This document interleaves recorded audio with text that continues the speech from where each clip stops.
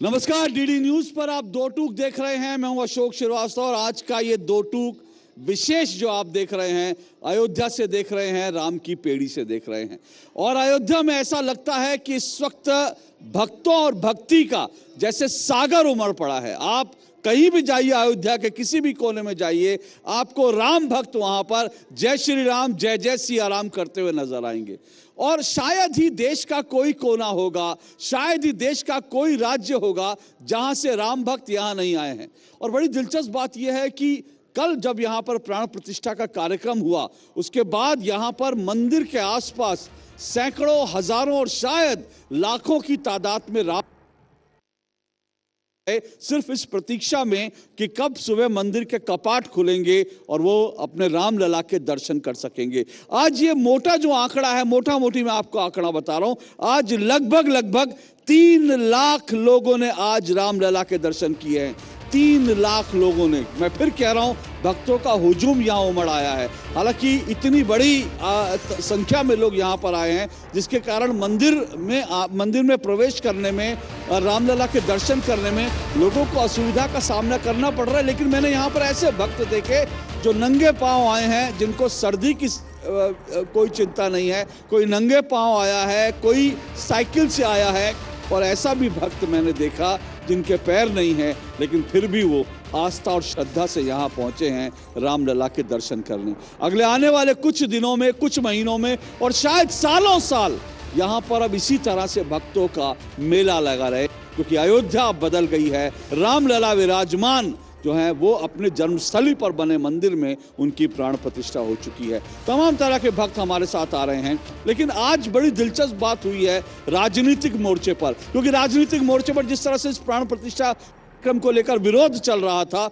वो आप सब जानते हैं किस किस तरह के कुतर्क दिए गए कि प्रधानमंत्री नहीं कार्यक्रम को कर सकते। पहले कहा हमें नहीं बुलाया गया, फिर जब बुलाया तो आए नहीं, और उसके बाद तमाम तरह के झूठे नैरेटिव जो है गढ़े गए।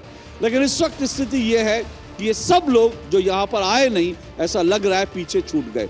राजनीतिक तौर पर इस पूरी घटना का, ये जो कुछ हुआ, ये प्राण प्रतिष्ठा का कार्यक्रम हुआ, इसके क्या मायने हैं मैं उसमें नहीं जाता। लेकिन बड़ी बात क्या है कि आज राहुल गांधी ने क्या कहा। राहुल गांधी ने कहा देश में राम लहर नहीं है। जी हाँ, आप सही सुन रहे हैं। राहुल गांधी कहते हैं कि देश में राम लहर नहीं है। मैं नहीं जानता कि राम लहर क्या होती है, लेकिन ये जो कुछ मैं देख रहा हूं अयोध्या से लेकर अमेरिका तक, वो राम लहर नहीं तो क्या है। लोग अपने भगवान का एक दर्शन करने के लिए बिना बुलाए सैकड़ों, हजारों किलोमीटर दूर से आ रहे हैं, पैदल आ रहे हैं, नंगे पांव आ रहे हैं, मौसम की परवाह नहीं कर रहे। आखिर ये राम लहर नहीं तो क्या है। भारत से लेकर, अयोध्या से लेकर अमेरिका, न्यूयॉर्क में और उसके अलावा इंग्लैंड में, ऑस्ट्रेलिया में, पेरिस में, हर जगह राम के नाम का कीर्तन हो रहा है। अगर ये राम लहर नहीं तो क्या है। मैं नहीं जानता कि राहुल गांधी इसके पॉलिटिकल मायने कह रहे हैं या उनको राम लहर दिखाई नहीं दे रही। राम लहर तो साफ तौर पर दिख रही है। राजनीतिक तौर पर राम लहर इस देश में है या नहीं है, इसका फैसला तो मैं नहीं कर सकता। इसका फैसला जनता करेगी, जिसके लिए हमें 2024 के चुनाव का इंतजार करना पड़ेगा। लेकिन आज इसमें मैं चर्चा जरूर करूंगा कि देश में राम लहर, राहुल गांधी कह रहे हैं नहीं, मैं ये कह रहा हूं राम लहर नहीं, राम आंधी है, बल्कि कहूंगा एक सुनामी है। और इस सुनामी में जितने राम विरोधी हैं वो सब बह जाएंगे ऐसा लग रहा है। वो सरवाइव कर पाएंगे नहीं कर पाएंगे ऐसा लग रहा है। इन सब पे मैं चर्चा करूंगा। लेकिन उससे पहले इस वक्त मेरे साथ अयोध्या में, क्योंकि यहाँ पर कड़ाके की ठंड पड़ रही है, शीतलहर चल रही है, तो मैंने सोचा थोड़ा माहौल यहाँ का कुछ गर्म किया जाए। मेरे साथ 2 विशेष मेहमान है, परिचय करवा देता हूँ आपसे। मेरे साथ गायक मिथुन महुआ हैं, मिथुन महुआ मदेशिया, और दूसरे मेरे साथ मेहमान हैं विजय आनंद इंडिया वाले। ये वो इंडिया वाले नहीं है INDIA ... वाले, ये दूसरे इंडिया वाले हैं, भारत वाले हैं। भागलपुर, बिहार से दोनों आए हैं।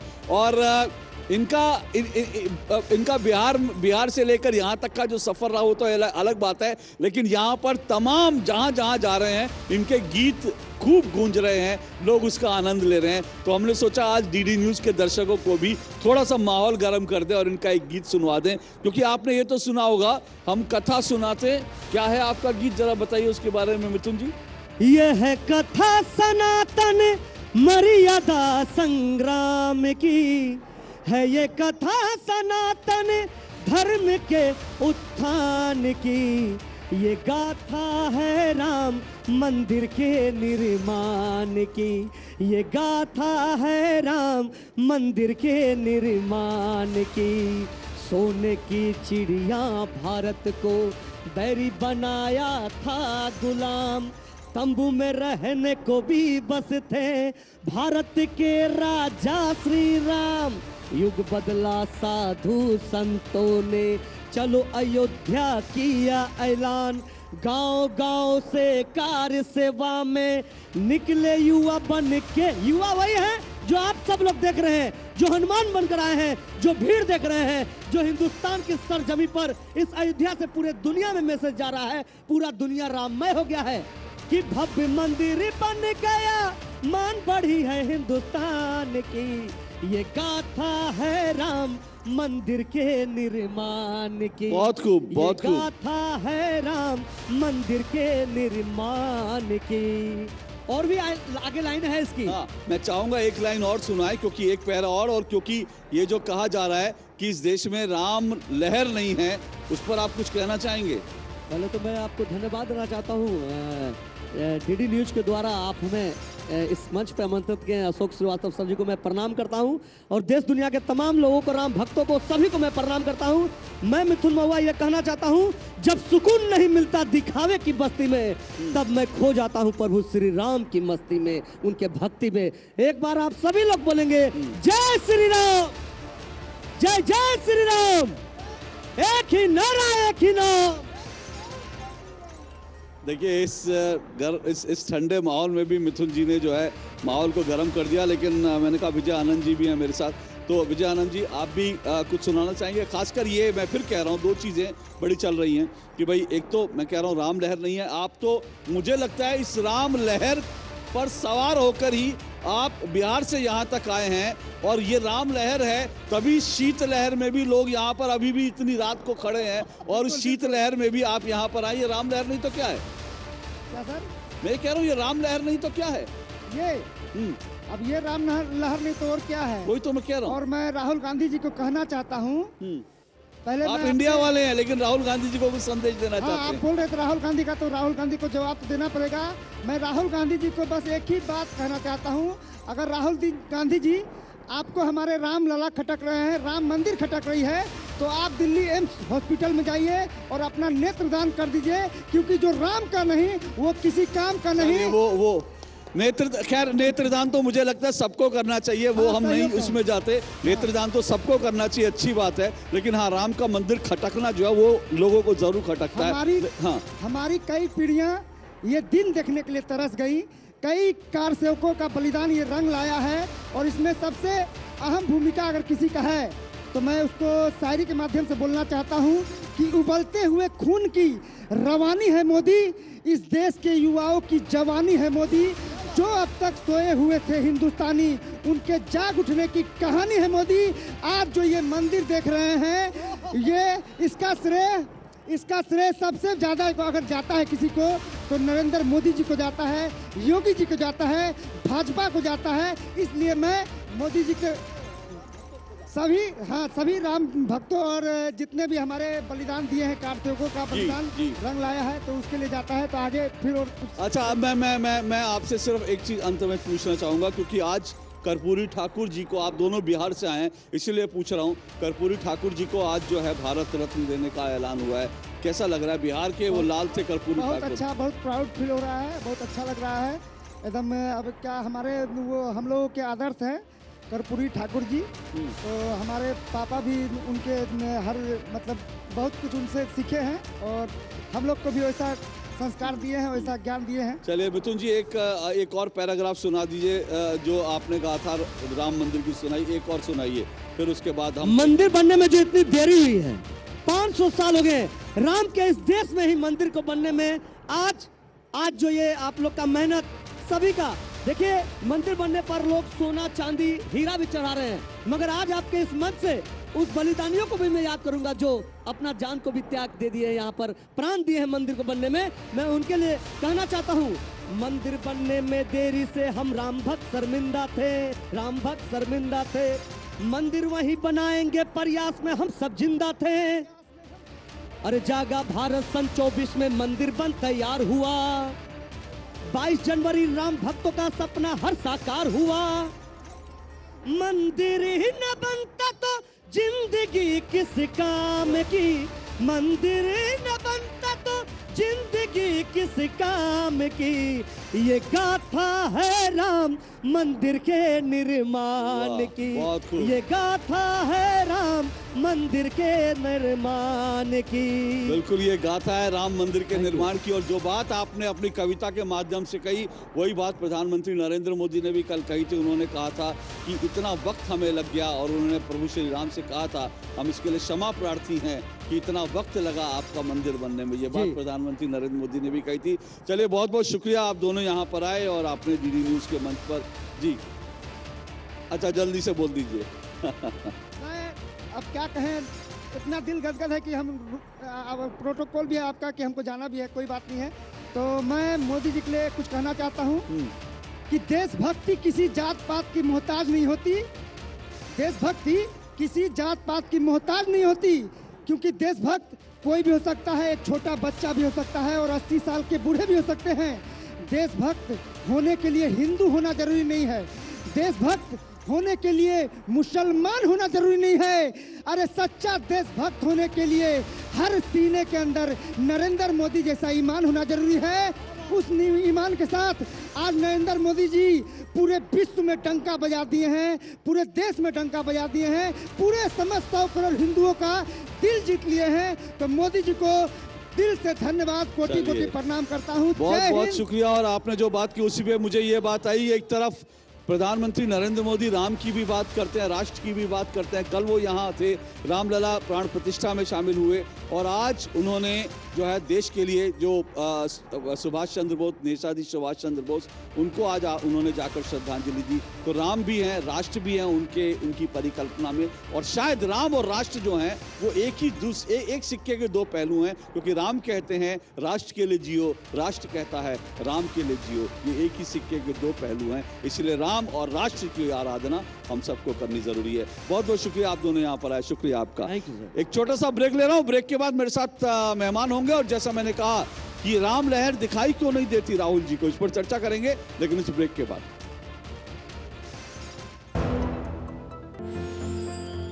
साल, बरस और सदी नहीं, एक युग गुजर जाएगा, उम्र न पूछो वंडर की, जब फर्क नजर आएगा। वंडर सीमेंट, फर्क नजर आएगा। गोल्डी छोले मसाले, जहाँ जाए रिश्ते बनाए, जहाँ जाए रिश्ते बनाए, गोल्डी मसाले। ये नया भारत है, कभी हंसता कभी हंसाता है, हिसाब का पक्का है। जियो पेपर प्राप्त हुई। इस भारत की अलग ही पहचान है। जुड़े नए भारत से, जियो भारत से।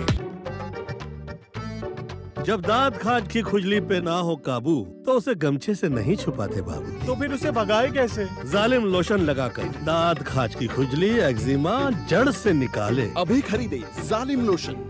जालिम लोशन का ऑरिकेम ग्रीन ऑइंटमेंट, कील मुहासे, फोड़े फुंसी, घाव, जले कटे पर गुड़कारी, herbal antiseptic cream, green ointment. सालों से लगातार प्रधानमंत्री नरेंद्र मोदी जी करते आ रहे हैं परीक्षा पे चर्चा, और फिर एक बार स्टूडेंट्स, टीचर्स और पेरेंट्स होंगे एक साथ, दूर करने एग्जाम्स की टेंशन और चुनने सही डेस्टिनेशन। हमारे प्रधानमंत्री नरेंद्र मोदी जी के साथ आ गया है परीक्षा पे चर्चा 2024। चलो तनाव पर काबू पाते हैं, जीवन को उत्सव के रूप में मनाते हैं, परीक्षा पे चर्चा में आते हैं। अपनी क्षमता, अपनी प्रायोरिटी, अपनी आवश्यकता, अपने इरादे, थोड़ा हर अपेक्षाओं को उसके साथ जोड़िए। परीक्षा पे चर्चा 2024, 29 जनवरी सुबह 11 बजे। लाइफ में फाइनेंशियल आजादी के लिए एनपीएस जरूरी है। रिटायरमेंट में फाइनेंशियल आजादी रहे जारी, एनपीएस से आज ही करे तैयारी। एनपीएस जरूरी है। In a world that never stops, where information shapes our reality, one app stands out, helps you stay ahead of time. Introducing the DD India app, your gateway to a world of news right at your fingertips. साल बरस और सदी नहीं, एक युग गुजर जाएगा। उम्र न पूछो वंडर की, जब फर्क नजर आएगा। वंडर सीमेंट, फर्क नजर आएगा। कब तक लंबी लाइनों में उम्र बिताइएगा? डिजिटल पेमेंट अपनाइए, चुटकी में हल पाइए। पुराने तरीके कब तक अपनाइएगा? डिजिटल पेमेंट बहुत आसान है। देखिए, चुटकी में पेमेंट चुकाइए। बटुआ ढूंढ रहे हैं? डिजिटल पेमेंट अपनाइए, कभी भी कहीं भी और सुरक्षित। हमने तो इन्हें डिजिटल पेमेंट करना सिखा दिया है। आपने? आरबीआई कहता है कि डिजिटल पेमेंट अपनाओ, औरों को भी सिखाओ। मोदी सरकार की गारंटी, सस्ती दवाई, अच्छी दवाई, कम से कम 75% डिस्काउंट। अब तक जरूरतमंदों के 23,000 करोड़ रुपए बचे। हमारा संकल्प विकसित भारत। लाइफ में फाइनेंशियल आजादी के लिए एनपीएस जरूरी है। रिटायरमेंट में फाइनेंशियल आजादी रहे जारी, एनपीएस से आज ही करे तैयारी। एनपीएस जरूरी है। जालिम लोशन का ऑरिकैम ग्रीन ऑइंटमेंट, कील मुहासे, फोड़े फुंसी, घाव, जले कटे पर गुड़कारी। Herbal antiseptic cream, green ointment. लेकिन ये पाइप चलेगा। फिनोलेक्स पाइप्स, पीढ़ियां बदलेंगी, पाइप नहीं।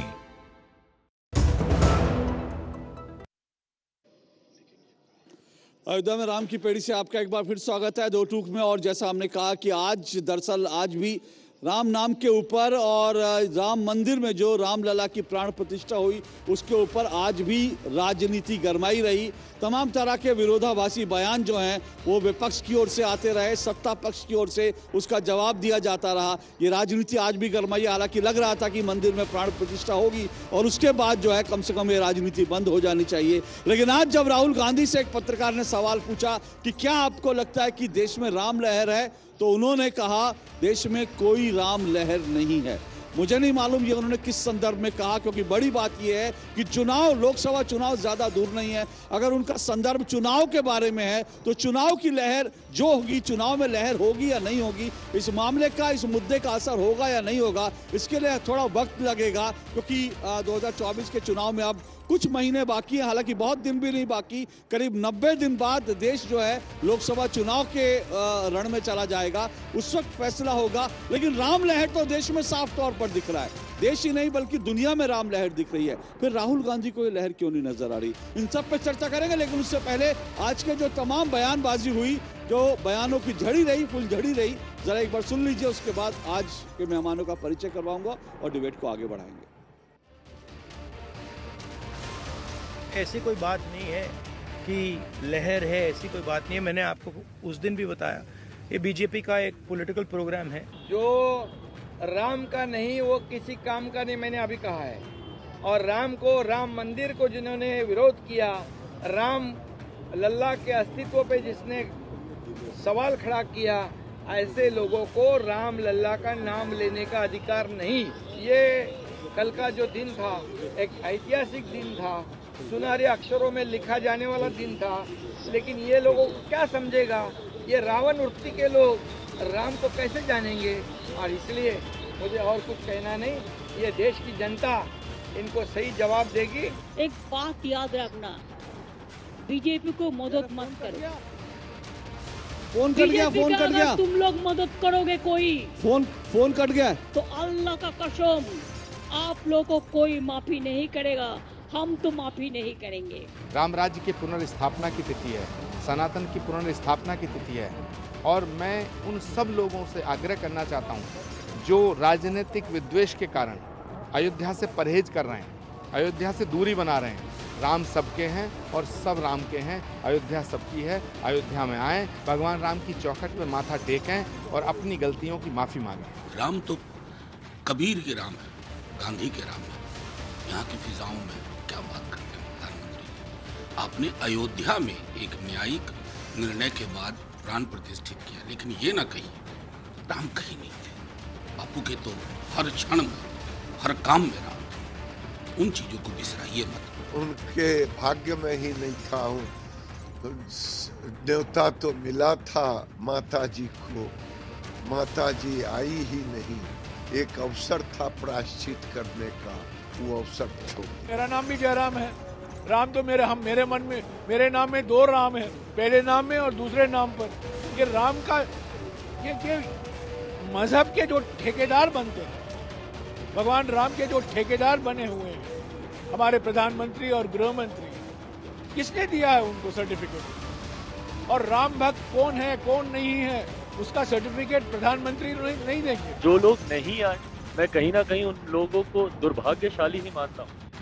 करोड़ों लोग हैं जो मरे जा रहे हैं भगवान राम के दर्शन करने के, पर ये उन दुर्भाग्यशालियों में से हैं जिनको निमंत्रित किया गया पर उसके बाद भी भगवान के दर्शन करने ये लोग नहीं आए, या संभवतः भगवान ने इन्हें अपने दर्शन नहीं दिए। कारण जो भी हो, नुकसान इन्हीं को।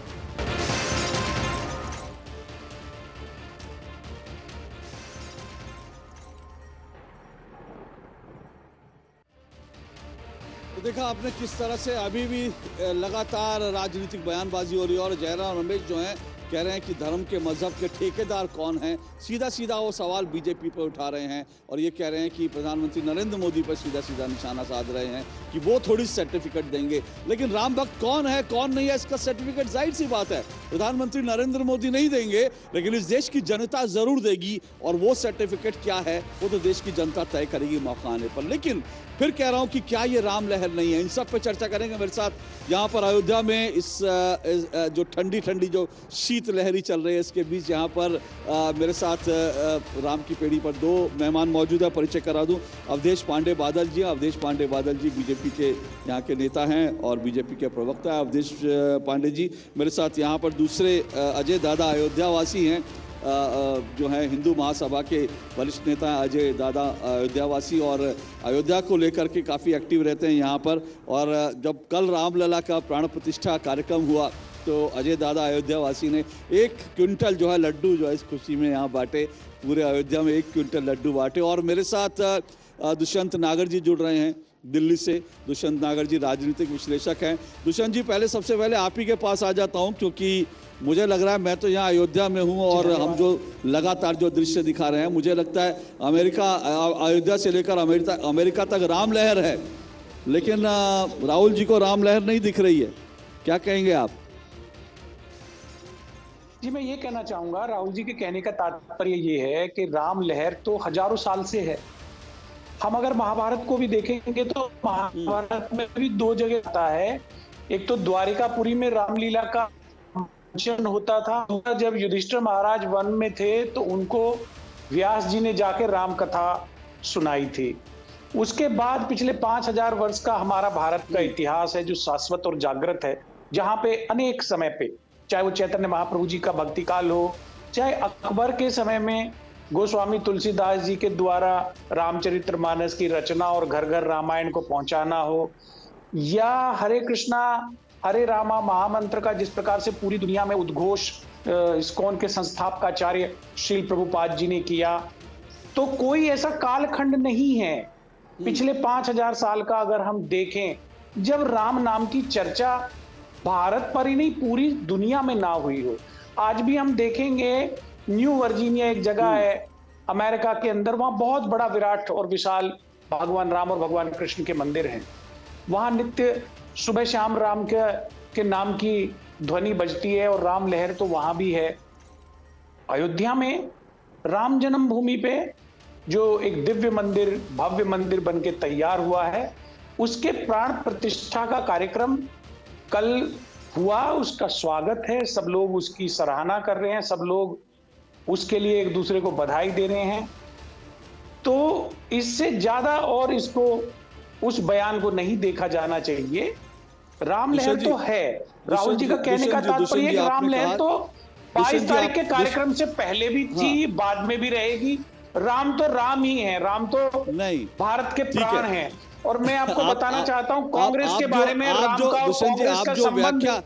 नहीं दुष्यंत जी एक मिनट, दुष्यंत जी एक मेरा सवाल लीजिए, पहले मेरा एक सवाल लीजिए। आप जो व्याख्या कर रहे हैं, नहीं, आप जो व्याख्या कर रहे हैं वो व्याख्या तो मैं उस पर बाद में आऊंगा। राम लहर को लेकर आपने राहुल जी की बात को जैसे डिफेंड करे, क्योंकि मैंने जितना सुना और जो देश ने सुना उसमें तो साफ तौर पे है कि वो राम लहर को स्वीकार नहीं कर रहे, लेकिन मैं इस पर बाद में आ जाऊंगा। अभी आपने कहा सब लोग बधाई दे रहे हैं, सब लोग शुभकामनाएं दे रहे हैं। मुझे एक कांग्रेस का नेता बताइए, कांग्रेस का मैं शीर्ष नेताओं की बात कर रहा हूँ, राहुल गांधी ने या कांग्रेस के जो आधिकारिक प्रवक्ता हैं, जयराम, नहीं एक मिनट, मेरा सवाल पूरा हो जाए, या कांग्रेस के जो आधिकारिक प्रवक्ता हैं उनमें से किसी एक ने, या कांग्रेस के आधिकारिक सोशल मीडिया हैंडल से किसी एक ने, या राहुल गांधी जी ने खुद जो है कल के कार्यक्रम के लिए अगर शुभकामनाएं भेजी हैं तो जरा मुझे बताइए, क्योंकि मैंने तो तमाम खंगाला, मुझे कांग्रेस के एक नेता की शुभकामना संदेश मुझे दिखाई नहीं दिया जिसमें यह कहा हो कि हाँ रामलला की प्राण प्रतिष्ठा हो गई, उसके लिए देशवासियों को शुभकामनाएं। एक नेता का नाम बताइए। देखिए, पिछले 15 तारीख को उत्तर प्रदेश कांग्रेस कमेटी के अध्यक्ष श्री लल्लू जी, श्री अजय कुमार जी, और मैं आपको बताना चाहता हूं प्रभारी महोदय पांडे जी, सुप्रिया श्रीनेत, धीरज गुर्जर जी, बहुत सारे नेता अयोध्यापुरी में पधारे।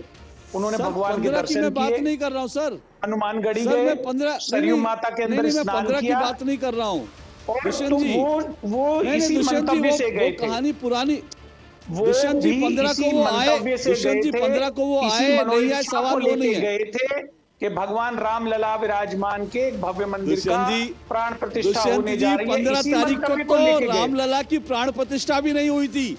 दुष्यंत जी 15 तारीख को तो जो रामलला विराजमान है वो तो मंदिर में, वहां प्राण प्रतिष्ठा भी नहीं हुई थी।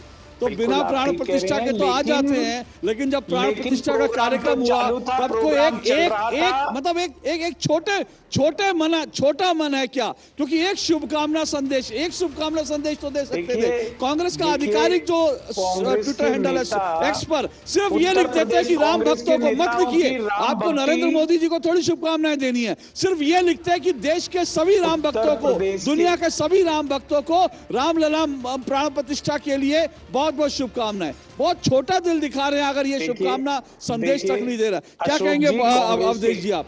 वो कह रहे हैं कि भाई उनके नेताओं का दिल बहुत बड़ा है। सर एक मिनट रुकिएगा जी। सर दिल बड़ा मैं कैसे मान लूं? एक शुभकामना संदेश नहीं है कांग्रेस की तरफ से। एक शुभकामना संदेश होता मैं मानता दिल बहुत बड़ा है। आज भी वही पुराने ढर्रे की बात की जा रही है, आज भी कहा जा रहा है कि राम लहर नहीं है। लेकिन मैं अवधेश पांडे जी से जवाब ले लूं, आपने जो कहा उसके बाद मैं फिर आऊंगा। अवधेश पांडे जी, दुष्यंत जी कह रहे हैं कि भाई जो उनका मतलब है राम लहर तो पहले से ही थी, तो इसलिए जो है उनके मतलब को उनके इस बयान को इस तरह से नहीं देखा जाना चाहिए। दूसरी बात वो ये कह रहे हैं कि भाई कांग्रेस के नेता तो 15 तारीख को आए थे यहाँ, तो ऐसा नहीं है कि कांग्रेस खुश नहीं है, कांग्रेस के नेता भी खुश हैं। क्या कहेंगे आप सर? देखिए, संस्कृत का एक श्लोक है जिसका हिंदी अनुवाद है कि एक पक्षी उल्लू होता है जिसको दिन में नहीं दिखाई देता, एक पक्षी कौवा होता है जिसको रात में नहीं दिखाई देता, परंतु कोई ऐसा व्यक्ति है जो किसी कामना के वशीभूत हो जाए तो उसको न दिन में दिखाई देता है न रात में दिखाई देता है। मुझे लगता है कि राहुल गांधी जी किसी ऐसे कामना के वशीभूत हैं, उनको जो देश और दुनिया में राम लहर नहीं दिखाई पड़ रही है। आप यहाँ अयोध्या में कल भी थे, अनेक दिनों से आप अयोध्या में हैं। किस प्रकार से अयोध्या में उल्लास और उत्साह का वातावरण है, पूरे देश और दुनिया में संकीर्तन हो रहा है, राम नाम का गायन हो रहा है, लोग राम ज्योति जला रहे हैं। कल जब प्राण प्रतिष्ठा हुई, मैं भी सौभाग्यशाली था, उस प्राण प्रतिष्ठा समारोह में शामिल था। किस प्रकार से लोगों ने जय श्री राम के नारे लगा करके लोग भावुक हुए, उस ऐतिहासिक पल के लोग साक्षी बने। और उसके बाद अयोध्या के अंदर लगभग 10 लाख लोग इकट्ठे हो गए हैं, जिन्होंने आज दिन में 3 लाख लोगों ने दर्शन किया है।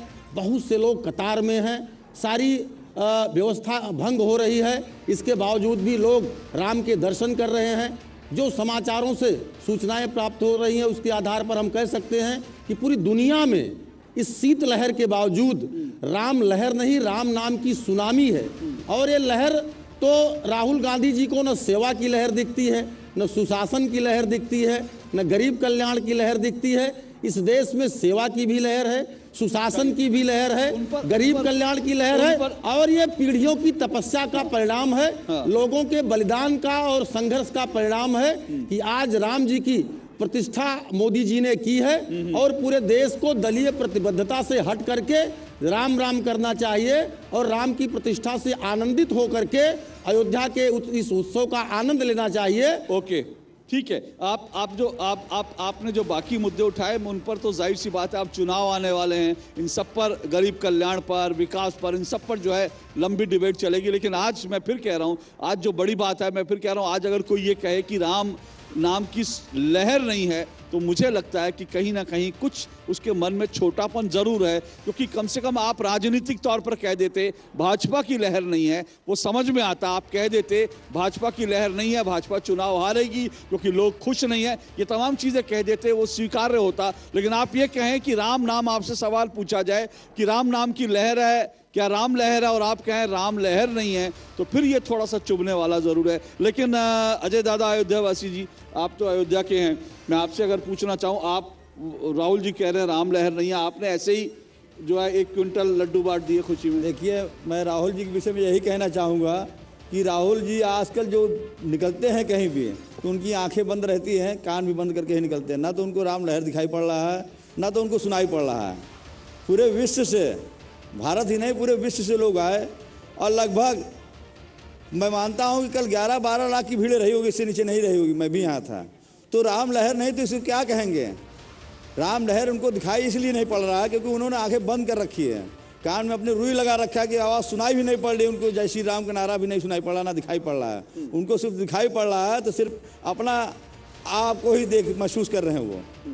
तो राम लहर नहीं है, इतनी जनता कह रही, पूरा विश्व कह रहा है, तो राम लहर नहीं तो क्या? ये दुर्भाग्य की बात है कि राहुल गांधी जी यहीं के रह के कहते हैं कि मैं भारतवासी हूँ, और यहीं के रह के कहते हैं राम लहर नहीं है। पूरा विश्व कह रहा है राम लहर है, पूरे विश्व से लोग आ रहे हैं। आप क्योंकि अयोध्यावासी, अपने नाम के साथ भी आप अयोध्यावासी। नहीं, देखिए, मैं आपसे इसलिए पूछ रहा हूँ, मैं आपसे ये जानना चाह रहा हूँ कि आपको या अयोध्या के लोगों को, मैं अयोध्या के लोगों की अगर बात करूँ, आप लोगों को ये बात नोटिस हुई, ये बात आपको खराब लगी कि कांग्रेस की तरफ से कल के कार्यक्रम के लिए एक भी शुभकामना संदेश कांग्रेस की तरफ से कोई शुभकामना संदेश किसी भी कांग्रेस का, हम बताते रहे, इनके जितने भी पदाधिकारी कार्यकर्ता हैं सब आंख बंद कर लिए हैं, कानों में रुई लगा लिए, ना तो उनको दिखाई पड़ता है ना इनको सुनाई पड़ता है। अगर कहा जाए कि अंधे बहरे दोनों हैं तो इसमें गलत नहीं होगा।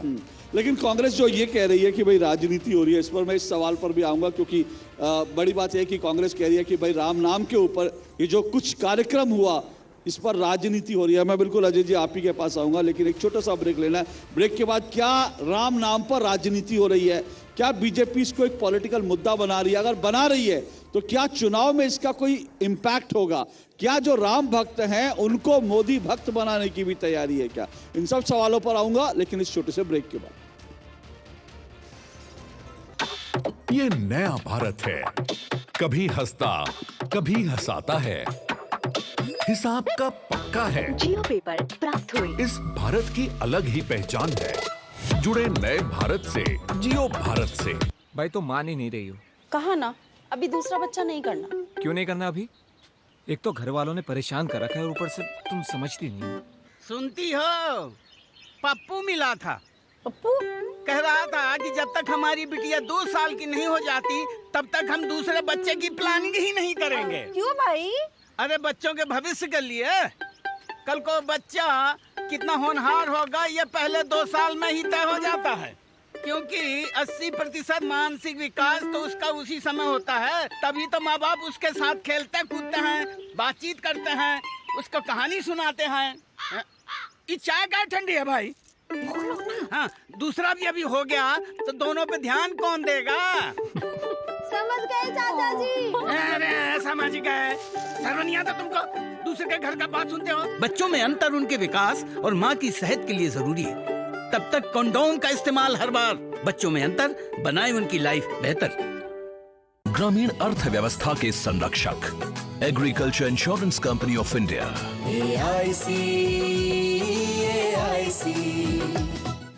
टाइम पे खा लेना और प्लीज बाइक धीरे चलाना जी। और ये तुम्हारी सेफ्टी के लिए। अरे एक बात तो रह गई। LIC? ये हमारी सेफ्टी के लिए। दिल की सुनो, LIC चुनो। LIC हर पल आपके साथ। सुप्रीम के 9000 से भी ज्यादा प्लम्बिंग एंड ड्रेनेज प्रोडक्ट्स और वाटर टैंक्स बने हैं quality raw materials and innovative design से। सुप्रीम टोटल पाइपिंग सोल्यूशन, जीवन भर का साथ। दो टूक आप देख रहे हैं और राम की पेड़ी अयोध्या से दो टूक का सीधा प्रसारण आप देख रहे हैं। और जैसा बार बार मैं कह रहा हूं कि आज जिस तरह से राहुल गांधी से जब सवाल पूछा गया, वो इस वक्त भारत न्याय यात्रा निकाल रहे हैं देश भर में, और जब उनसे पूछा गया कि क्या राम लहर है, तो उन्होंने कहा कोई लहर नहीं है। तो सवाल ये है कि ये देश में राम लहर नहीं तो क्या है कि कर्नाटक से, केरल से, तमिलनाडु से, बिहार से, राजस्थान से, महाराष्ट्र से, उत्तर प्रदेश के हर कोने से और साथ साथ जो है असम से, कौन सा राज्य नहीं है, देश का कौन सा कोना नहीं है जहां से राम भक्त यहां पर रामलला के दर्शन करने नहीं पहुंच रहे, और दुनिया का कौन सा कोना नहीं है जहां राम नाम की आज गूंज नहीं है। तो इसलिए अगर ये भी राम लहर नहीं है तो फिर ये क्या है, इन सब पे चर्चा कर रहे हैं। लेकिन कांग्रेस को कहीं ये भी लगता है कि बीजेपी इस मुद्दे का राजनीतिकरण कर रही है, इसी पे चर्चा कर रहे हैं। मेरे साथ अवधेश पांडे बादल जी जुड़े हुए हैं यहाँ पर अयोध्या से, मेरे साथ अजय दादा अयोध्यावासी जुड़े हुए हैं, हिंदू महासभा के नेता हैं, और दुष्यंत नागर मेरे साथ जुड़े हुए हैं, राजनीतिक विश्लेषक हैं, दिल्ली से सीधा जुड़े हैं। अवधेश पांडे जी, ये जो बात हो रही है कि भाई बीजेपी दरअसल राजनीतिकरण, कांग्रेस को शायद ये खल रहा है कि भाई आप लोग इसका राजनीतिकरण कर रहे हैं, क्योंकि इसकी टाइमिंग देख लीजिए और अब चुनाव ज़्यादा दूर नहीं है, ऐसे टाइम में आप एक माहौल बना देना चाहते हैं ताकि आपको चुनाव में इसका फ़ायदा मिले। देखिए, पहले तो मैं एक चीज़ स्पष्ट कर दूं कि कांग्रेस भगवान राम को काल्पनिक मानती है, इसका वो हलफनामा भी सुप्रीम कोर्ट में दे चुकी है। दूसरा, सुप्रीम कोर्ट में जब राम जी का मुद्दा था तो 2 दर्जन वकील खड़े करके ये मुद्दा सुलझे ना, इसके लिए विलंब करने का काम भी कांग्रेस ने किया। तीसरा, कांग्रेस जब सरकार में थी तो ऐसी समाजवादी पार्टी का उसने समर्थन लिया था जिसने अयोध्या में निहत्थे कार सेवकों को गोलियों से भूना, अयोध्या की गलियों को रक्तरंजित कर दिया। चौथी बात है, वो जिस गठबंधन में है, जो उनका घमंडिया गठबंधन है, उस गठबंधन के सभी सदस्य रोज राम जी को, सनातन धर्म को गाली देते हैं, हिंदू धर्म को डेंगू और मलेरिया जैसे संज्ञा से नवाजते हैं। जहां तक राजनीति की बात पांडे जी, ऐसे कुछ बयान जो हैं वो फिर बात ये आती है कि भाई ताला राजीव गांधी ने खुलवाया, बात ये आती है कि भाई देखिए जो है कांग्रेस तो इसके साथ खड़ी थी, अभी भी कांग्रेस के नेता बयान देते हैं। फिर ये कहा जाता है आपके कुछ सहयोगी जो हैं, चाहे निषाद पार्टी से हो, बाकी लोगों, आपके कुछ सहयोगियों ने भी इस तरह के, ये बहस लंबी चल रही है। दूसरी जो राजनीति की आप बात कर रहे हैं, तो कांग्रेस पार्टी के लोग जब दर्शन करने के लिए आए थे तो कांग्रेस का झंडा लेकर के आए थे। अयोध्या में लोग आते समय सिए राम में सब जग जानी, करहु प्रणाम जोर जुग पानी, इस प्रकार का भाव लेकर के आते हैं। लेकिन वो कांग्रेस का झंडा लेकर के आए थे, और प्राण प्रतिष्ठा के निमंत्रण को ठुकरा देना, उसके पहले कांग्रेस का झंडा लेकर अपने प्रचार के लिए दर्शन करने आना, ये इस प्रकार का जो उनका दोगला चरित्र है, ये उनकी राजनीति को दर्शाता है। भारतीय जनता पार्टी ने इस मुद्दे का कहीं भी कोई राजनीतिकरण नहीं किया है। भारतीय जनता पार्टी के लिए राम आस्था का विषय है। हाँ, ये जरूर है कि हम आस्था का सम्मान करते हैं और विरासतों से प्रेरणा लेते हैं। इस प्रकार के भाव के साथ भारतीय जनता पार्टी हमेशा से कहती आ रही है कि राम मंदिर के निर्माण में आने वाली सभी बाधाओं को हम दूर करेंगे, और ये काम मोदी जी और योगी जी ने करके दिखाया भी। राम जी की जो प्रतिष्ठा हुई है, ये मोदी जी की और योगी जी के प्रयासों से हुई है। इस बात को हम स्वीकार भी करते हैं, परंतु ये जनता में स्वतः स्फूर्त मुद्दा है कि लोग जहां राम जी का नारा लगाते हैं, जय श्री राम का नारा लगाते हैं, वहीं मोदी योगी जय श्री राम का भी नारा लगाते हैं। इसमें भारतीय जनता पार्टी किसी प्रकार का कोई प्रयोजन नहीं करती। ये जनता का स्वतः स्फूर्त मुद्दा है। आपको लगता है ये आपके लिए 2024 के चुनाव में एक फायदे का सौदा होगा? अगर लोग राम जी के साथ साथ नरेंद्र मोदी जी की भी जय कर रहे हैं, तो आपको लगता है एक राजनीतिक मुद्दा आपके लिए मिल गया, आपको एक बड़ा आपको प्लस पॉइंट मिल गया?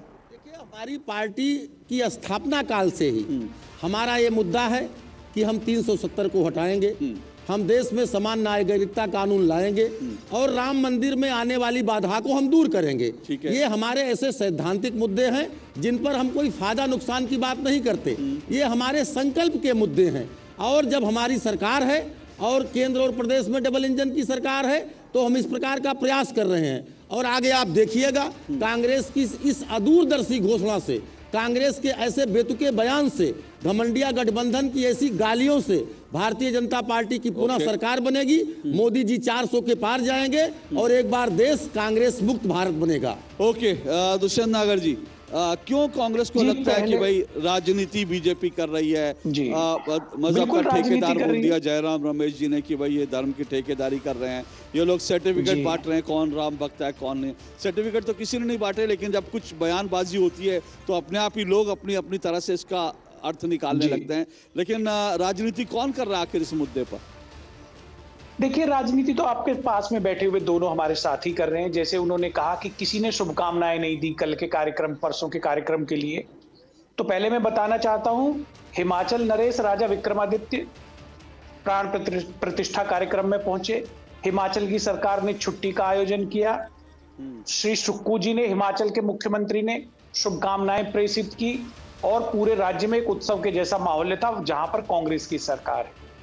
दूसरा मैं ये बताना चाहता हूं, भारतीय जनता पार्टी का गठन हुआ 1980 में, विश्व हिंदू परिषद का गठन हुआ 1963 में, आरएसएस का गठन हुआ 1925 में।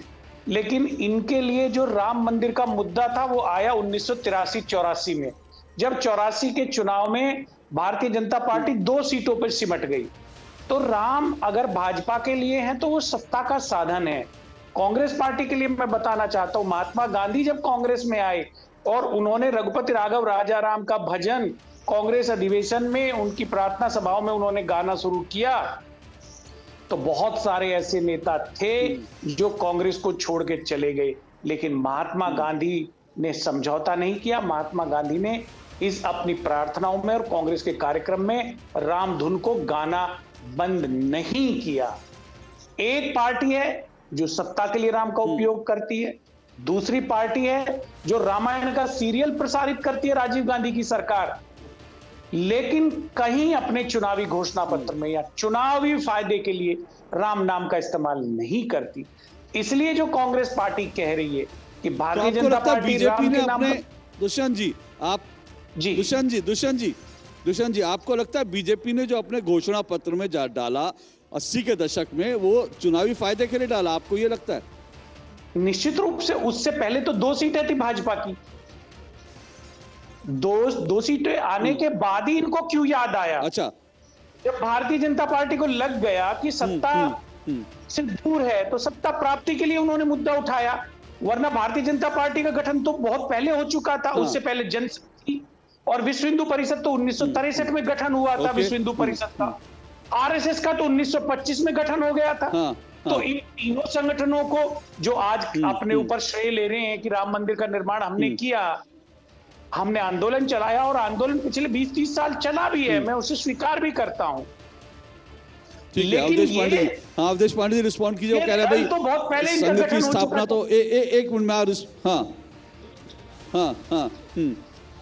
आप वो कह रहे हैं कि संघ की स्थापना तो पहले ही हो गई थी। और दूसरी बात है, जब हालांकि मुझे लगता है जो आप दुष्यंत जी कह रहे हैं वो टेक्निकली थोड़ा गलत है, क्योंकि 1984 के चुनाव में बीजेपी जो है वो 2 सीटों पर थी, लेकिन उससे पहले ही जो है बीजेपी का जो परिकल्पना थी उसमें राम मंदिर का ऐलान हो चुका था। राम मंदिर के साथ बीजेपी थी। इसका फैसला 84 के बाद नहीं आया है, मुझे लगता है 84 से पहले आया, अगर मैं गलत नहीं हूं तो। मैं एक चीज पहले कह दूं कि भगवान राम को किस प्रकार से कांग्रेस लेती है इसको समझना पड़ेगा और पूरे देश की जनता जानती है।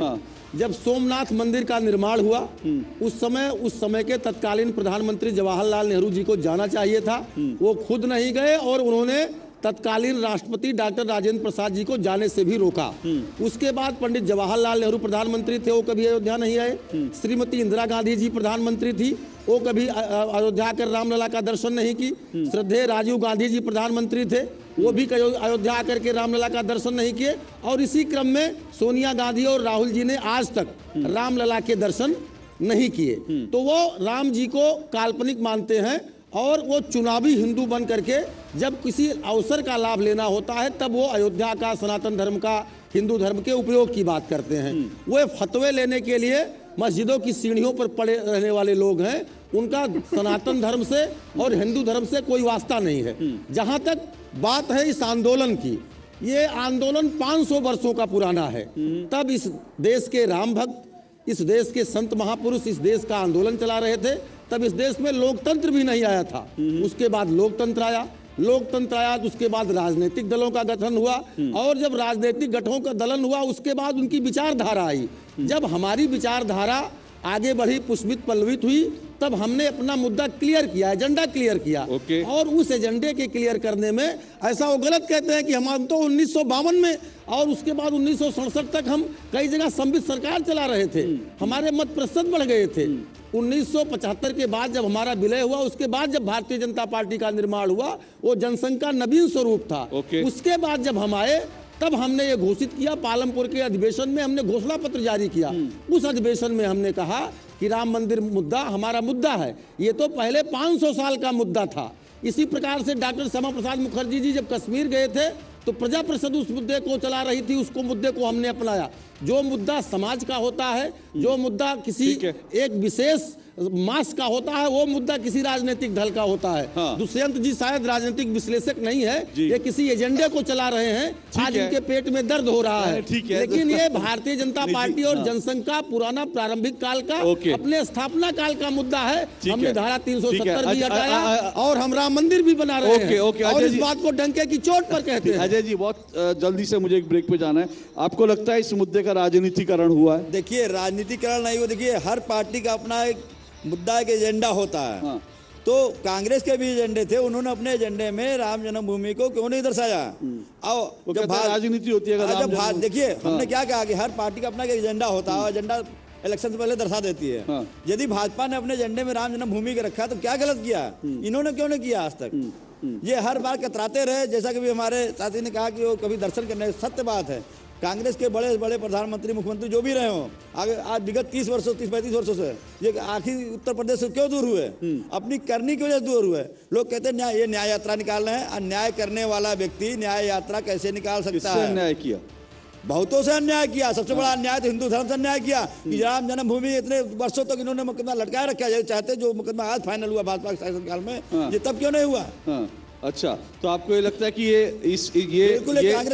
ये न्याय यात्रा राहुल गांधी निकाल रहे हैं, लेकिन उन्होंने जो हिंदू थे और राम भक्त थे उनके साथ न्याय नहीं किया, उनके साथ इतने समय तक। दुष्यंत जी, आप रिस्पॉन्ड करना चाहते हैं? मैं आऊंगा आपके पास, लेकिन मुझे एक छोटा सा ब्रेक लेना, ब्रेक के बाद सीधा आपके पास आऊंगा। ये बात है, राहुल गांधी न्याय यात्रा निकाल रहे हैं, लेकिन उन्होंने हिंदुओं के साथ इतने वर्षों तक अन्याय किया कांग्रेस ने। पहले उनके साथ तो न्याय कर दीजिए, उसके बाद बाकी लोगों की न्याय की भी बात करेंगे। ये अजय दादाजी कह रहे हैं, अयोध्यावासी। आपके पास आऊंगा इस ब्रेक के बाद।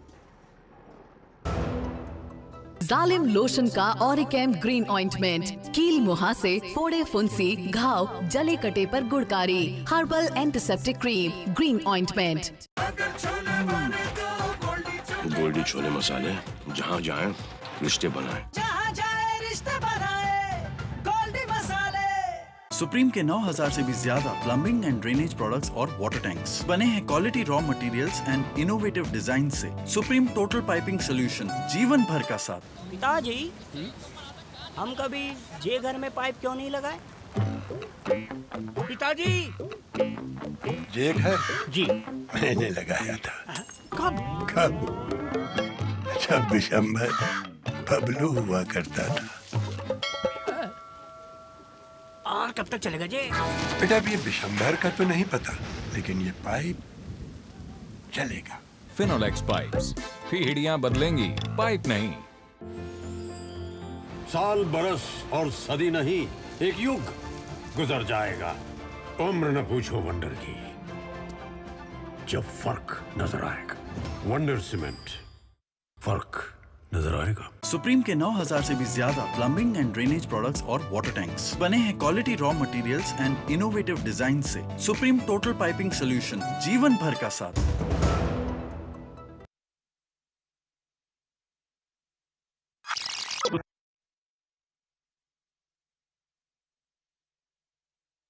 सीधा अयोध्या से सीधा प्रसारण है, और दो टूक में आज हम चर्चा कर रहे हैं देश में राम लहर है कि नहीं है, क्योंकि हमको तो दिखता है, दुनिया को दिखता है, देश नहीं दुनिया में राम लहर है, लेकिन राहुल गांधी कहते हैं राम लहर नहीं है। इन्हीं पर चर्चा कर रहे हैं। मेरे साथ 3 मेहमान जुड़े हुए हैं। सीधा दुष्यंत जी के पास आ रहा हूं मैं, राजनीतिक विश्लेषक दुष्यंत जी मेरे साथ जुड़े हुए हैं।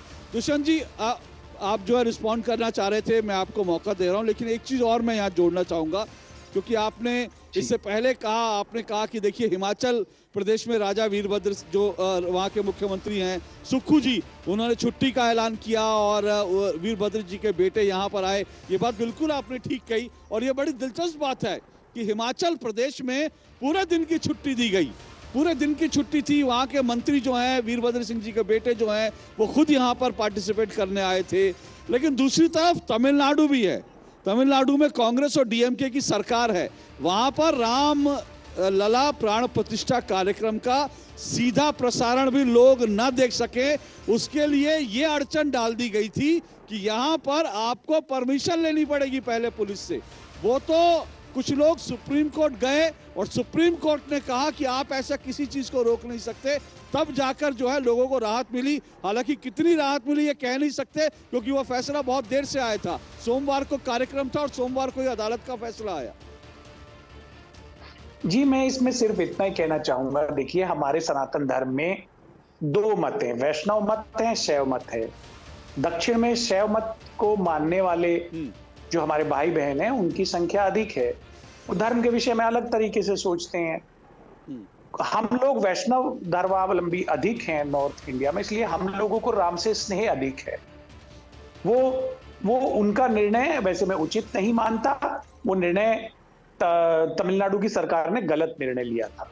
दूसरा मैं कहना चाहता हूं कि 1980 में जब भारतीय जनता पार्टी का गठन हुआ तब उनके कोर एजेंडे में मुख्य मुद्दा राम मंदिर नहीं था, गांधीवादी समाजवाद भारतीय जनता पार्टी का मुद्दा था। ये एक कड़वी सच्चाई है और जयराम रमेश और जो राहुल गांधी जी ने कहा है उनके तर्कों में भी सच्चाई है। भारतीय जनता पार्टी लगातार राम मंदिर निर्माण के जो आंदोलन है उसके सहारे से अपने आप को सशक्त करती रही है। ये आज देख लीजिए 30 वर्ष के इतिहास की एक कड़वी सच्चाई है। लेकिन तुलसीदास जी ने स्वयं लिखा तो है, कांग्रेस भी इसमें खड़ी आ जाती ना, खुलकर आ जाती कांग्रेस भी। अगर अयोध्या दुष्यंत जी कांग्रेस भी अगर एक बार जय श्री राम का नारा लगा देती, कांग्रेस भी अगर एक बार कह देती कि यहीं पर राम मंदिर बनेगा जहां राम जी का जन्म हुआ था, तो राजनीतिक फायदा आपको मिल जाता। बिल्कुल मिलता। और मैं समझता हूं, हाँ मैं समझता हूं कांग्रेस को तो फिर तत्कालीन नेताओं को राजनीतिक फायदा। नरसिम्हा राव जी ने संसद के अंदर विधेयक लेके आए थे, राम मंदिर निर्माण विधेयक लाए थे, लेकिन भारतीय जनता पार्टी ने उसका विरोध किया, उस पर एक आम सहमति नहीं बन पाई। सर वो इतिहास एकदम अलग है, मैं उसमें नहीं जाना चाहता क्योंकि इतिहास जब आप उस इतिहास की बात करेंगे तो मुझे ये भी याद दिलाना पड़ेगा कि यही नरसिंह राव थे कांग्रेस के प्रधानमंत्री जिन्होंने संसद भवन में खड़े होकर कहा था जहां पर आज राम मंदिर बना है वहां पर उन्होंने कहा था एक बार फिर से मस्जिद बनवाएंगे।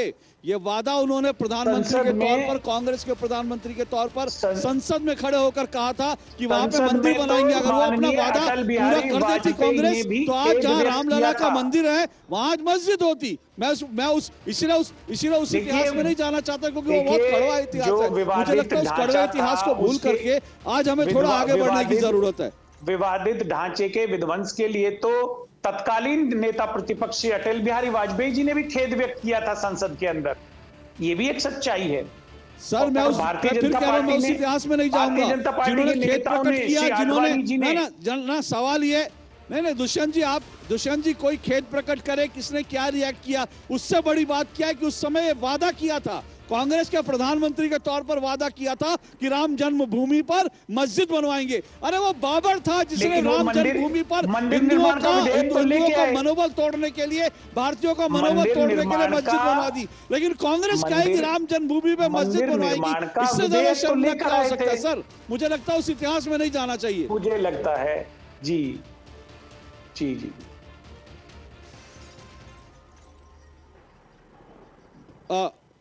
अवधेश जी रिस्पॉन्ड कीजिए।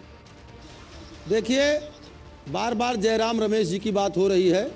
जयराम रमेश जी ने कहा कि यहाँ पर शौचालय बनाना चाहिए जहाँ पर मंदिर आज बना है। नहीं जयराम रमेश ने नहीं, अरविंद केजरीवाल कांग्रेस के एक नेता, कांग्रेस के एक दर्जन नेताओं ने अलग अलग बयान दिए। बिल्कुल ठीक। अरविंद केजरीवाल ने कहा यहाँ पर स्कूल बना देना चाहिए, हॉस्पिटल बना देना चाहिए। इस काशीराम जी उस समय जिंदा थे, उन्होंने अलग प्रकार के बयान दिए। यहाँ पर राम मंदिर बने इसके लिए कांग्रेस ने कभी भी कोई पहल नहीं की। ये मुद्दा अटका रहे। 2 दर्जन वकील सुप्रीम कोर्ट में कांग्रेस ने खड़े किए। 1949 की मैं आपको याद दिला रहा हूं, जब भगवान राम का यहाँ प्राकट्य हुआ, तब उस समय पंडित नेहरू जी ने कहा, उस समय के नायर डीएम थे और गुरदत्त सिंह सिटी मजिस्ट्रेट थे, उन्होंने कहा वहां से वो मूर्ति को फेंकवा दीजिए। उन दोनों अधिकारियों ने उस समय इस्तीफे की पेशकश की। इस जन भावना क्या है, इस बात को कभी कांग्रेस ने समझा ही नहीं। नरसिम्हा राव जी ने ऑफिशियली कहा, इस देश में संसाधनों पर पहला हक मुसलमानों का है। ये ऑफिशियली कांग्रेस ने कहा। जो पार्टी हमेशा सनातन धर्म का अपमान करती हो, हमेशा हिंदू धर्म का अपमान करती हो, ये मुझे पता नहीं है। दोगला मेरे पास समय किस प्रकार से लोग लाते हैं। समय कम है, लेकिन आपने जो एक इंपॉर्टेंट बात की, आपने कहा जनभावना का सम्मान, और मुझे लगता है जनभावना का सम्मान नहीं किया, इसीलिए आज कांग्रेस जो है 50 सीटों पर सिमट के रह गई है। और मुझे लगता है ये कहना कि राम लहर नहीं है, ये कहना भी जनभावनाओं का सम्मान नहीं करना है, क्योंकि राम लहर तो है। राम लहर अयोध्या से लेकर अमेरिका तक है, और अगर आपने इस राम लहर को नहीं स्वीकारा और आपने राम भक्तों की भावनाओं को नहीं समझा, तो मुझे लगता है इस तरह से जनभावनाओं का तिरस्कार करने का खामियाजा आपको एक बार फिर भुगतना पड़ेगा। अच्छा हो ये मुद्दा राजनीतिक मुद्दा ना बने, लेकिन उसके बावजूद भी लोगों के मन में जो भावनाएं हैं वो तो लोग जरूर प्रकट करेंगे, भले ही कह के प्रकट करें, जय श्री राम बोल के प्रकट करें, यहाँ पर आकर मंदिर में माथा टेक कर प्रकट करें, या फिर ईवीएम पर अपना बटन दबाकर प्रकट करें। ये लोगों का अपना अपना अंदाज होगा। लेकिन आज के लिए इतना ही। बहुत बहुत शुक्रिया दुष्यंत जी आपका जुड़ने के लिए, आप दोनों का भी बहुत बहुत शुक्रिया। 2 टूक में आज बस इतना ही। आपसे कल फिर मुलाकात होगी। फिलहाल इजाजत दीजिए, नमस्कार।